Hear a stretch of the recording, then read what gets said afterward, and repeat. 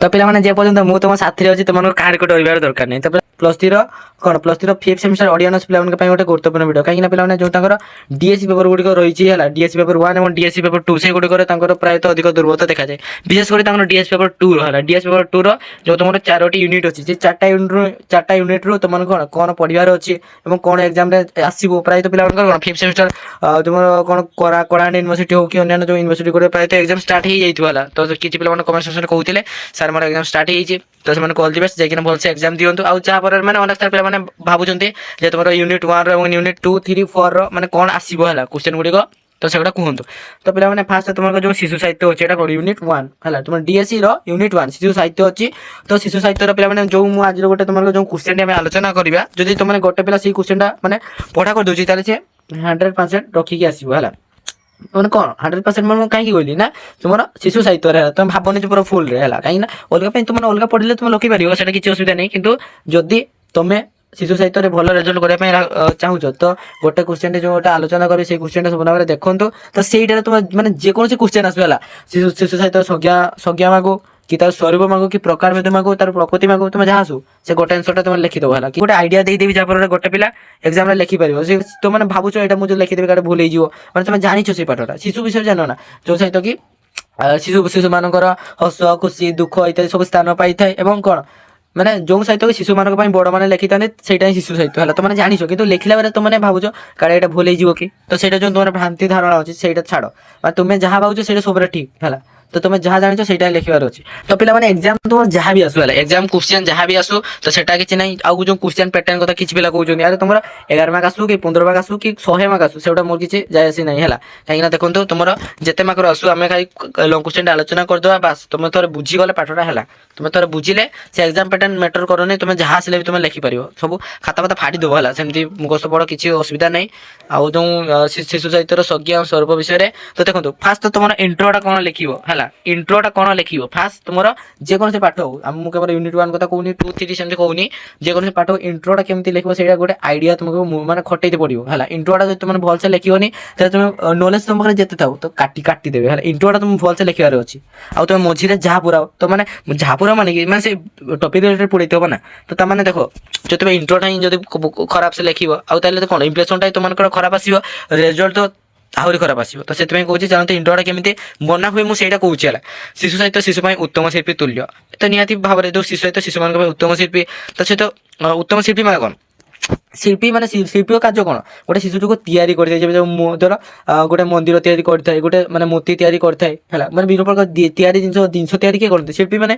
ତାହେଲେ ଶିଶୁ ସାହିତ୍ୟ ହେଉଛି ଗୋଟେ ଶିଶୁକୁ ମାନେ ଶିଶୁର ଉତ୍ତମ ଶିଳ୍ପୀ ମାନେ କ'ଣ ଶିଶୁକୁ ଭଲ ଭାବରେ ତିଆରି କରିଥାଏ, ମାନେ ଉତ୍ତମ ନାଗରିକ ଭାବରେ କରିଥାଏ ସିଏ ଶିଶୁ ସାହିତ୍ୟ।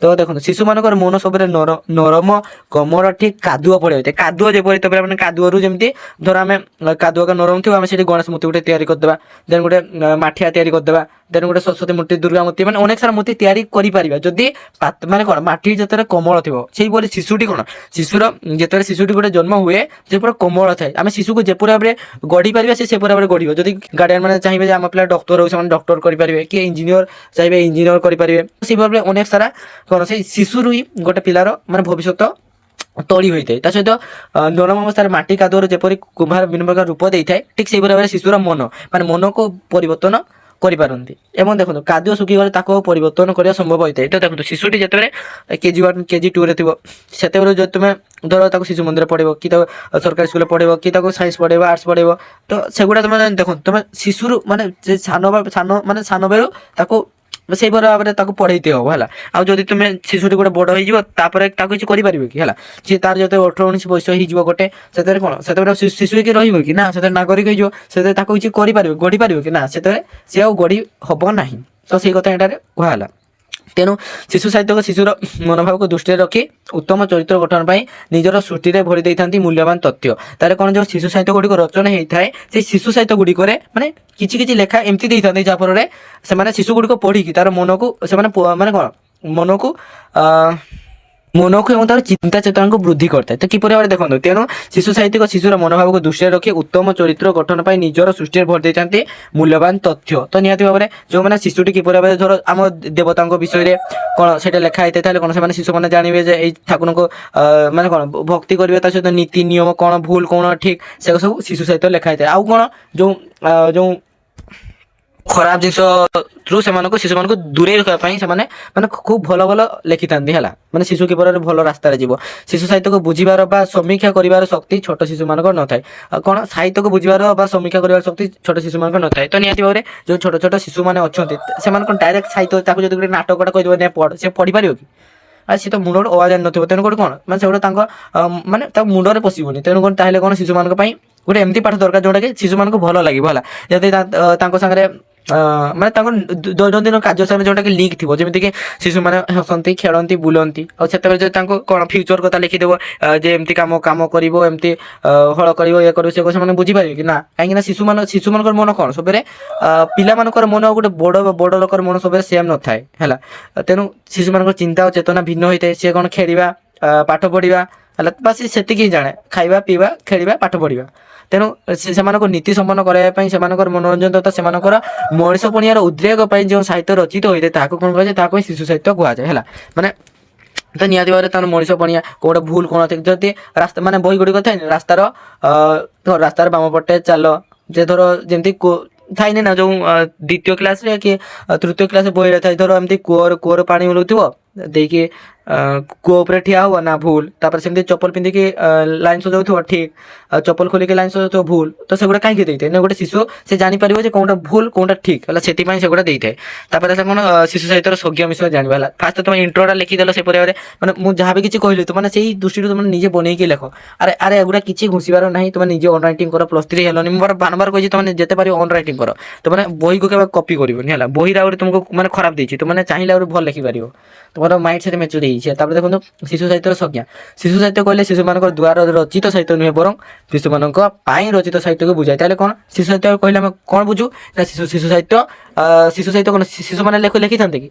ଯେଉଁ ସାହିତ୍ୟ ଶିଶୁମାନେ ଲେଖିଥାନ୍ତି ତାକୁ ଶିଶୁ ସାହିତ୍ୟ କୁହାଯାଏ। ବହୁତ ପିଲା ସେମିତି ଲେଖିଯାନ୍ତି, ତ ତାହା ସବୁଠୁ ଭୁଲ ହେଲା। କାହିଁକିନା ଶିଶୁମାନେ କେବେ ଲେଖିପାରିବେ ନା ସାହିତ୍ୟ, ତେଣୁ ଶିଶୁମାନଙ୍କ ପାଇଁ ବଡ଼ମାନେ ଯେଉଁ ସାହିତ୍ୟ ଲେଖିଥାନ୍ତି ତାହାକୁ ହିଁ ଶିଶୁ ସାହିତ୍ୟ କୁହାଯାଏ ହେଲା। ଏଥିରେ ଶିଶୁର ରାଗ ରୁଷା, ହସ କାନ୍ଦ, କ୍ରୋଧ, ସ୍ୱପ୍ନ, ଆକାଂକ୍ଷା, ଆଶା ଆକାଂକ୍ଷାକୁ ସୁନ୍ଦର ଭାବରେ ପ୍ରକାଶ ପାଇଥାଏ। ତ ସେଟା ଲେଖା ହେଇନଥାଏ ଯେ ମୁଁ ଏଟା କାଣ କିଣିବି, ଧର ଆପାଚି ବାଇକ୍ କିଣିବି, KTM କିଣିବି, ନା ଶିଶୁମାନଙ୍କ ଧର ଗାଡ଼ି କିଣିବି, ବିଭିନ୍ନ ପ୍ରକାର ଖେଳନା କିଣିବି, ତ ସେମିତି ହିଁ ଲେଖା ହେଇଥାଏ ହେଲା।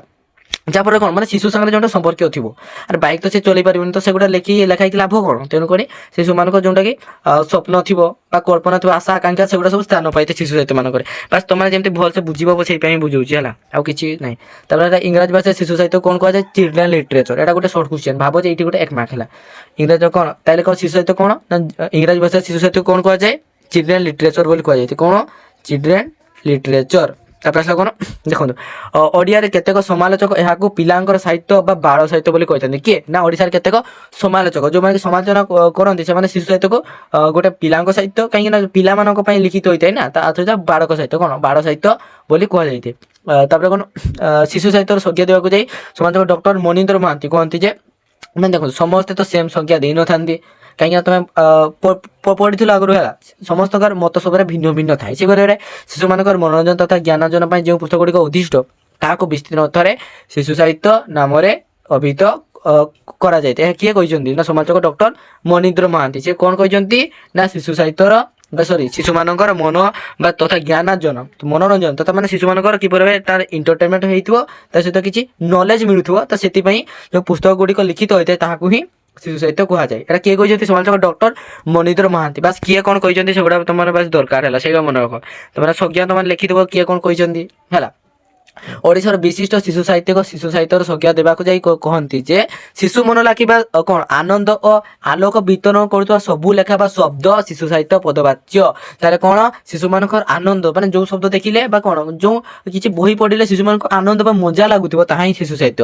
ଯେଉଁ ସବୁ ରସୁଆର କଥା ପିଲାମାନଙ୍କୁ ପ୍ରଭାବିତ କରେ, ପୁଣି ତାଙ୍କୁ ନୂଆ କିଛି ମାନେ କ'ଣ ଭାବଭୂମିର ଅନୁଭବ ଦିଏ, ତାହା ହିଁ ହେଉଛି ପ୍ରକୃତରେ ଶିଶୁ ସାହିତ୍ୟ। ଏବଂ ପିଲାଙ୍କ ସାହିତ୍ୟରେ ଯେମିତିକି ନାନାବାୟା ଗୀତ ଗୁଡ଼ିକ ଥାଏ, ମାନେ ଅନେକ ସାରା ଗୀତ, ଧରେ ବାୟା ଧ, ଆଉ କ'ଣ ଯେଉଁ ହାତୀ ଆଖୁ କିଆରୀରେ ପଶିଲା ହାତୀ, ସେଇପରି ଅନେକ ସାରା ଏଗୁଡ଼ା କ'ଣ ଗୋଟେ ନାନାବାୟା ଗୀତ।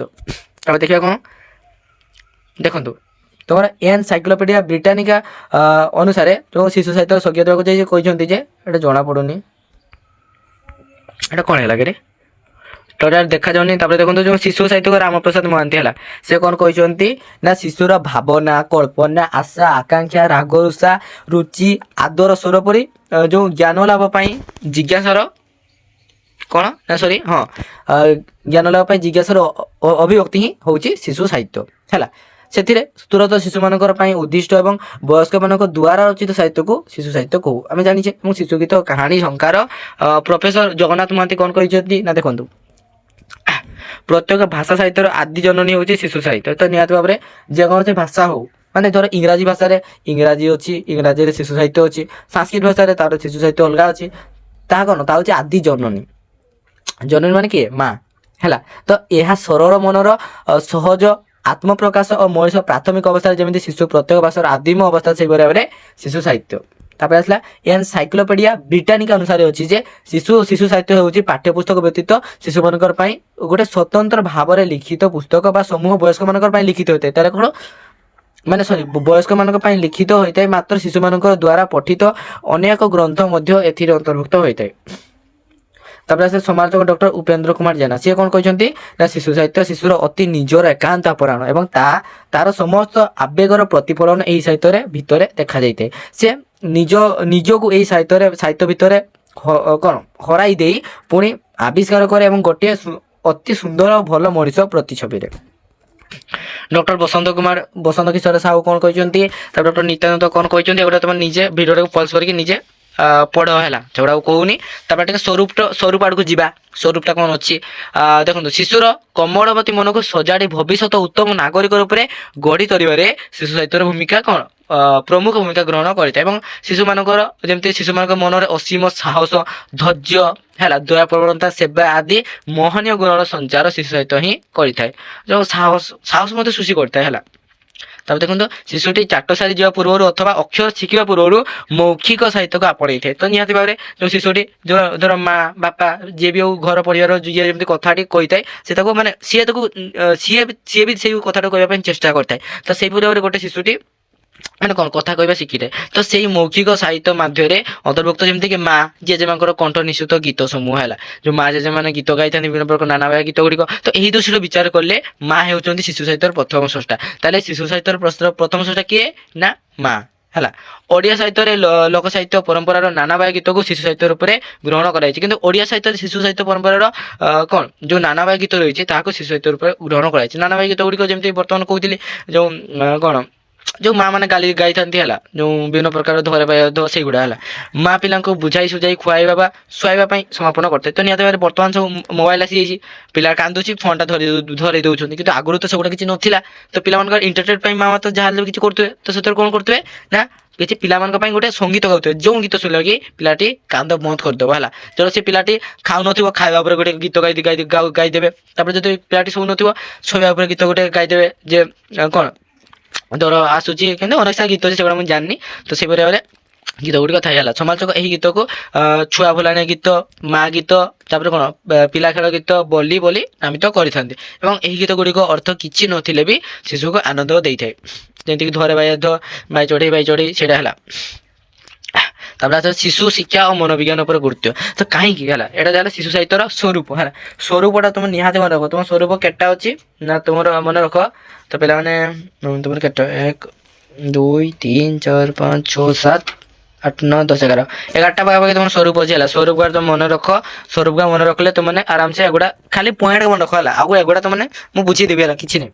ଶିଶୁ ଶିକ୍ଷା ଓ ମନୋରଞ୍ଜନ ଉପରେ ଗୁରୁତ୍ୱ এটা କାହିଁକି ଶିଶୁ ଶିକ୍ଷା ଓ ମନୋରଞ୍ଜନ ଉପରେ କାହିଁକି ଗୁରୁତ୍ୱ ଦିଆଯାଇଥାଏ ନା ଶିଶୁ ଗୋଟେ ବୋର୍ ହେଇଯିବେ। ଦେଖନ୍ତୁ ଗୋଟେ ଯଦି ମାନେ ଏମିତି ଜିନିଷ ତୁମେ ପଢ଼ୁଥିବ ଯଦି ଟିକେ ତୁମକୁ ଇଣ୍ଟରେଷ୍ଟିଂ ଲାଗୁନଥିବ ତାହେଲେ ତୁମେ କ'ଣ କରିବ ବହିଟିକୁ ପଢ଼ିବ କି ପଢ଼ିବନି।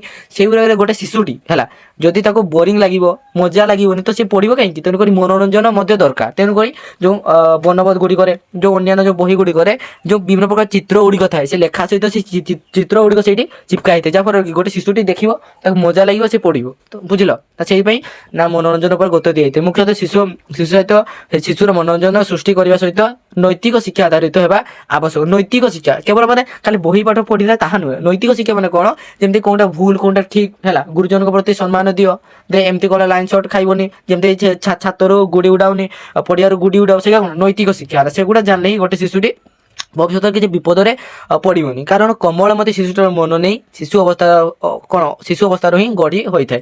ତେଣୁ ପ୍ରାଥମିକ ପର୍ଯ୍ୟାୟରୁ ଶିଶୁ ମନ ମଧ୍ୟରେ ଯାହା କିଛି ଘଟଣା ପ୍ରଭାବ ପକାଇଥାଏ ତାହା ପରବର୍ତ୍ତୀ ଜୀବନ ପାଇଁ ପୁଞ୍ଜି ହୋଇ ରହିଯାଇଥାଏ ହେଲା। ଶିଶୁଟି ଯେଉଁ ଘଟଣା ଗୁଡ଼ିକ ସାନ ବେଳେ ଶିଖିବ ତ ସେ ବୁଢ଼ା ହେଲା ପର୍ଯ୍ୟନ୍ତ ସେଗୁଡ଼ା ମନେ ରଖିଥାଏ ହେଲା। କାହିଁକିନା ଶିଶୁର ମନଟା ହିଁ ସେମିତି, ଗୋଟେ ଶିଶୁଟି ମାନେ ବହୁତ ଶୀଘ୍ର ମନେ ରଖେ, ତମେ ସେଇଟା ନିଜେ ବି ଜାଣୁଥିବ। କିନ୍ତୁ ବର୍ତ୍ତମାନ ଶିଶୁମାନଙ୍କ ସେଇ ଫୋନ୍ ଅଡିସନ ପାଇଁ ଏତେ ମନେ ରହୁନି। କିନ୍ତୁ ଆଗରେ ମାନେ ଗୋଟେ ଶିଶୁକୁ ଗୋଟେ କଥା କହିଥିବ, ସେ ଶିଶୁଟି କ'ଣ ବଡ଼ ପର୍ଯ୍ୟନ୍ତ ସେଇ କଥାଟି ମନେ ରହିଛି। ଯେବେଳେ ତୁମେ ବି ଧର ଭାବ ତୁମେ ପିଲାବେଳେ କ'ଣ କାମ କରିଥିଲ, ବର୍ତ୍ତମାନ ମନେ ଅଛି ନା ନାହିଁ?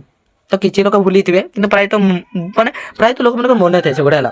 ଶିଶୁର ଭାବନାକୁ ସମୃଦ୍ଧ କରିବା ପାଇଁ ଶିଶୁ ସାହିତ୍ୟକୁ କ'ଣ ଦାନ ଅପରିସୀମ, ଶିଶୁ ସାହିତ୍ୟର ଦାନ ଅପରିସୀମ। ତେଣୁ ଶିଶୁ ସାହିତ୍ୟ ଏହିପରି ହେବା ଉଚିତ ଯାହାକି ଶିଶୁ ଚରିତ୍ର ଗଠନରେ ସହାୟକ ହୋଇପାରିବ, ମାନେ ଶିଶୁକୁ ଗୋଟେ ସୁନ୍ଦର ଚରିତ୍ର ଗଢ଼ି ପାରିବ ହେଲା, ତାର ଭବିଷ୍ୟତ ଉଜ୍ଜଳମୟ କରିପାରିବ। ଶିଶୁ କବିତା ହେଉ ବା ନାଟକ ହେଉ, ଗଳ୍ପ, ଉପନ୍ୟାସ ଆଦି ଯେଉଁ ପ୍ରତ୍ୟେକ ବିଭାଗରେ ନୀତି ଶିକ୍ଷା ପ୍ରତି ଗୁରୁତ୍ୱ ଦିଆଯିବା ଉଚିତ। ଯେମିତି ଗୋଟେ ଶିଶୁଟି କିଛି ଶିଖିବା ପାଇଁ ପାଉଥିବ ନୈତିକ ଶିକ୍ଷା, ତ ସେଥିପ୍ରତି ଗୁରୁତ୍ୱ ଦେବା ଉଚିତ। ତା ସହିତ ମନୋରଞ୍ଜନ ବି ତାକୁ ଦରକାର। ତାପରେ କ'ଣ ଶିଶୁ ମନୋବିଜ୍ଞାନ ଉପରେ ଗୁରୁତ୍ୱ। ମନୋବିଜ୍ଞାନ କଥା ଏଇଟା କାହିଁକି କହିଲା ଦେଖନ୍ତୁ, ଗୋଟେ ଶିଶୁ ହେଲା, ଶିଶୁର ମନରେ ଧର ଶିଶୁଟି ଗୋଟେ କାର୍ଟୁନ ଦେଖିବା ପାଇଁ ଭଲ ପାଇଥାଏ, ଗୋଟେ ବଡ଼ ଲୋକଟି ଗୋଟେ ଫିଲ୍ମ ଦେଖିବା ପାଇଁ ଭଲ ପାଇଥାଏ। ଗୋଟେ ପିଲାଟାକୁ ଯଦି ନେଇକି ବାହୁବାଲି ଫିଲ୍ମ କି ପୁଷ୍ପା 2 ଫିଲ୍ମ ଦେଖେ, ମାନେ ଟିଭି ଚଲେଇକି ଲଗେଇଦେବ, ସେ କ'ଣ ଦେଖିବ ଏତେ ଇଣ୍ଟରେଷ୍ଟ ସହକାରେ? ନା ସେ ଦେଖିବନି। କାହିଁକି ଦେଖିବନି? ତାର ମନଟା କ'ଣ ସେ କାର୍ଟୁନରେ ଅଟକିଛି। କାରଣ ଗୋଟେ ପିଲାର ମନ ଆଉ ଗୋଟେ ବୃଦ୍ଧ ବା ବୟସ୍କ ବ୍ୟକ୍ତିର ମନ କେବେ ବି ସେମ୍ ନଥାଏ। ତେଣୁକରି ପିଲାର ଗୋଟେ ତାର ମାନେ ନିଜର ପିଲାଙ୍କର ମନ ଉପରେ ଗୁରୁତ୍ୱ ଦେବା, ମାନେ ସେ ପିଲାଟି କ'ଣ ପସନ୍ଦ କରେ ତ ସେଇ ଉପରେ ମଧ୍ୟ ଗୁରୁତ୍ୱ ଦିଆଯିବା ଉଚିତ। ଶିଶୁ ମନସ୍ତତ୍ତ୍ୱବିତ୍ ମାନେ ମତ ଦିଅନ୍ତି ଯେ ଶିଶୁ ବୟସ୍କ ବ୍ୟକ୍ତିଙ୍କ ସଂସ୍କରଣ ନୁହେଁ ଏବଂ ତାର ସ୍ୱତନ୍ତ୍ର ଜଗତ ବା ସ୍ୱତନ୍ତ୍ର ରୁଚି ରହିଛି ହେଲା, ଯେଉଁଟାକି ବଡ଼ମାନଙ୍କୁ ଭଲ ଲାଗେ, ଯେଉଁ ସେଇ ଜିନିଷଟା ଶିଶୁମାନଙ୍କୁ ଭଲ ଲାଗେ ନାହିଁ। ତେଣୁ ପୂର୍ବରୁ ଯେଉଁ ଧାରଣା ଥିଲା ଶିଶୁ ଓ ବୃଦ୍ଧ ଏକ ପ୍ରକାର ଭାବନା ନେଇ ଜୀବନ ବିଚାନ୍ତି, ତ ତା ଗବେଷଣା ପରେ ତା ସମ୍ପୂର୍ଣ୍ଣ ଭୁଲ ଧାରଣା ବୋଲି ପ୍ରମାଣିତ ହେଲା। ତ ଏହି ଦୃଷ୍ଟିରୁ ବିଚାର କଲେ ଶିଶୁ ସାହିତ୍ୟକ ନିଜର ସୃଷ୍ଟିରେ ଶିଶୁ ମଙ୍ଗରକର ସ୍ଥିତାବସ୍ଥାକୁ ଦୃଷ୍ଟିରେ ରଖି ଶିଶୁ ସାହିତ୍ୟ ରଚନା କରିବା ନିହାତି ଜରୁରୀ। କାରଣ ଶିଶୁ ମନୋବିଜ୍ଞାନ ଶିଶୁର ମାନସିକ ଜଗତର କ୍ରିୟା ପ୍ରତିକ୍ରିୟାର ସୂଚନା ପ୍ରଦାନ କରିଥାଏ ଏବଂ ଶିଶୁର ମାନସିକ ବିକାଶ ଦିଗରେ ଗ୍ରହଣୀୟ ପଦକ୍ଷେପକୁ ପ୍ରାଧାନ୍ୟ ମଧ୍ୟ ଦିଆଯାଇଥାଏ। ତାପରେ କ'ଣ ତେଣୁ ଶିଶୁ ସାହିତ୍ୟିକ ମାନେ ଶିଶୁର ବୟସ ଅନୁସାରେ ନିଜର କୃତି ଗୁଡ଼ିକୁ ରୂପ ଦେଇଥାନ୍ତି। ଧର ପ୍ରଥମ କ୍ଲାସରେ ଯାହା କିଛି ବହି ଥାଏ, ଦ୍ୱିତୀୟ କ୍ଲାସରେ ବହି ଥାଏ, ତାହେଲେ କ'ଣ ଶିଶୁର ବୟସ ଅନୁଯାୟୀ ବହି ଗୁଡ଼ିକ ଦେଇଥାନ୍ତି। ଯେଉଁ ଆମେ ବର୍ତ୍ତମାନ କ'ଣ ଯେଉଁ ପିଲାମାନେ 5th ସେମିଷ୍ଟାର ପିଲାମାନେ, ତ ତୁମେ ଯେମିତି ମାନେ ତୁମମାନଙ୍କର ମେଚୁରିଟି ଅନୁସାରେ ତୁମର ବିଷୟ ଗୁଡ଼ିକ ଅଛି, ତୁମେ ଯାହା ବିଷୟ ଦେଲେ ବର୍ତ୍ତମାନ ବୁଝିପାରିବ ହେଲା। ତ ସେଇ ଭାବରେ ତୁମର କ'ଣ ଏଇଟା ତୁମର ଅନ୍ତିମ ହେଲା, ଯେଉଁ ଏଇଟା ତୁମେ ପଢ଼ୁଛ, ତାହେଲେ କ'ଣ ଏଠି ତୁମମାନଙ୍କୁ ମାନେ ବୟସ ଅନୁଯାୟୀ ଶିଶୁର ବିଷୟ ଗୁଡ଼ିକ ଥାଏ, ସେତିକି ବୁଝ ହେଲା। ଆଉ ଆମେ ଏତେ ବାହାରକୁ ଯିବାନି, ନହେଲେ ଭିଡ଼ିଓ ଆହୁରି ବଢ଼ିଯିବ। କାରଣ ଶିଶୁ ମନୋବିଜ୍ଞାନ ଶିଶୁର ମାନସିକ ଜଗତର କ୍ରିୟା ପ୍ରତିକ୍ରିୟାର ସୂଚନା ପ୍ରଦାନ କରିଥାଏ ଏବଂ ଶିଶୁର ମାନସିକ ବିକାଶ ଦିଗରେ ଗ୍ରହଣୀୟ ପଦକ୍ଷେପକୁ ପ୍ରାଧାନ୍ୟ ଦିଆଯାଇଥାଏ। ତେଣୁ ଶିଶୁ ସାହିତ୍ୟିକ ମାନେ ଶିଶୁର ବୟସ ଅନୁସାରେ ନିଜର କୃତି ଗୁଡ଼ିକୁ ରୂପ ଦେଇଥାନ୍ତି, ବା ସେତିକି ହେଲା। ଦେନ୍ କେତୋଟି ନା 8ଟି ପର୍ଯ୍ୟାୟ ଅଛି। କ'ଣ ଗୋଟେ ହେଲା ବିଜୁ ଅବସ୍ଥା, ବା ଯେଉଁ ଦେଖନ୍ତୁ ଗୋଟେ ଗର୍ଭଧାରଣ 2 ସପ୍ତାହ ମଧ୍ୟରେ ଗର୍ଭସ୍ଥ ଶିଶୁ, ତା କ'ଣ ସେଟା ହେଉଛି ବିଜୁ ଅବସ୍ଥା ହେଲା। ତା ସହିତ ଭ୍ରୂଣ ଅବସ୍ଥା କ'ଣ, ତାପରେ ତୁମର ଭ୍ରୂଣ ଅବସ୍ଥା ହେଉଛି ଯେଉଁଟାକି ଶିଶୁ ଯେତେବେଳେ ଜନ୍ମ ହେଇନଥିବ। ତାପରେ କ'ଣ ଆସିଲା ଗର୍ଭସ୍ଥ ଶିଶୁ ଯେତେବେଳେ ଗର୍ଭରେ ଥିବ। ତାପରେ ଆସିଲା ନେଓନେଟ୍, ଯିଏକି ଜନ୍ମ ହେଲା ପରେ ପ୍ରଥମ ଦ୍ୱିତୀୟ ସପ୍ତାହ ପର୍ଯ୍ୟନ୍ତ, 2 weeks। ତାପରେ ହେଲା କ'ଣ ଶୈଶବ କ'ଣ ଜନ୍ମର 2 ବର୍ଷ ପର୍ଯ୍ୟନ୍ତ ଶୈଶବ। ତା ସହିତ ପ୍ରାକ୍ ବିଦ୍ୟାଳୟ ମାନେ 2 ବର୍ଷରୁ 6 ବର୍ଷ ପର୍ଯ୍ୟନ୍ତ।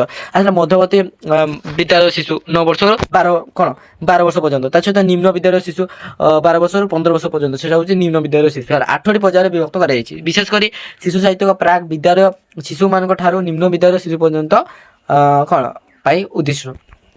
ସରଳ ବୋଧଗମ୍ୟତା ମାନେ ଯଦି ଦେଖନ୍ତୁ ଆମର ସରଳ ବୋଧଗମ୍ୟତା କାହିଁକି ଲିଖିତ ହୋଇଥାଏ, ଦେଖନ୍ତୁ ଯଦି ବର୍ତ୍ତମାନ ଯେଉଁ ସାହିତ୍ୟିକ ୱାର୍ଡ ଗୁଡ଼ିକ ତମେ ନିହାତି ଭାବରେ ନିଜେ ଜାଣିଥିବ, ଯେଉଁ ବିଭିନ୍ନ ପ୍ରକାର ନାଟକ ହଉ କି ପଦ୍ୟ ଗୁଡ଼ିକ ହଉ, ତାହେଲେ ଆମେ କ'ଣ ନା ବିଭିନ୍ନ ପ୍ରକାର ଯେଉଁ ମାନେ ସାହିତ୍ୟ ୱାର୍ଡ ଗୁଡ଼ିକ ଲେଖା ହେଉଛି ହେଲା, ଯଦି ସେଇ ସାହିତ୍ୟିକ ୱାର୍ଡ ଗୁଡ଼ିକ ଡାଇରେକ୍ଟ ମାନେ ଶିଶୁମାନଙ୍କ ବହିରେ ଲେଖା ହେଇଥାନ୍ତା ପ୍ରତ୍ୟେକ ଭାବରେ, ତାହେଲେ କ'ଣ ଶିଶୁମାନେ ତାକୁ ବୁଝିପାରିଥାନ୍ତେ? ଚିରିକି ବହି ଫିକି ଦେଇଥାନ୍ତେ, କାହିଁକିନା ତାଙ୍କ ମୁଣ୍ଡ କିଛି ପଶି ନଥାନ୍ତା, ବୁଝିପାରିନଥାନ୍ତେ। ତେଣୁକରି କ'ଣ ଶିଶୁମାନଙ୍କର ଶିଶୁ ସାହିତ୍ୟ ଗୁଡ଼ିକ ସର୍ବଦା ସରଳ ଓ ବୋଧଗମ୍ୟ ହେବା ଉଚିତ। ମାନେ କ'ଣ ଶିଶୁମାନେ ଯେମିତିକି ସ୍ପଷ୍ଟ ଭାବରେ ସେମାନେ ଉଚ୍ଚାରଣ କରିପାରୁଥିବେ ଏବଂ ସୁନ୍ଦର ଭାବରେ ମାନେ ସେ ପଢ଼ିପାରୁଥିବେ, ମାନେ କୌଣସି ବଡ଼ ଯେମିତିକି କିଛି ଯୁକ୍ତାକ୍ଷର ବେଶୀ ଭାବରେ ଲାଗୁଥିବ ବଟ୍ ମାନେ ଅଧିକ ମାତ୍ରାରେ ଲାଗୁନଥିବ, ନହେଲେ ସେ ପଢ଼ିବାରେ ତାଙ୍କୁ କଷ୍ଟ ହେବ।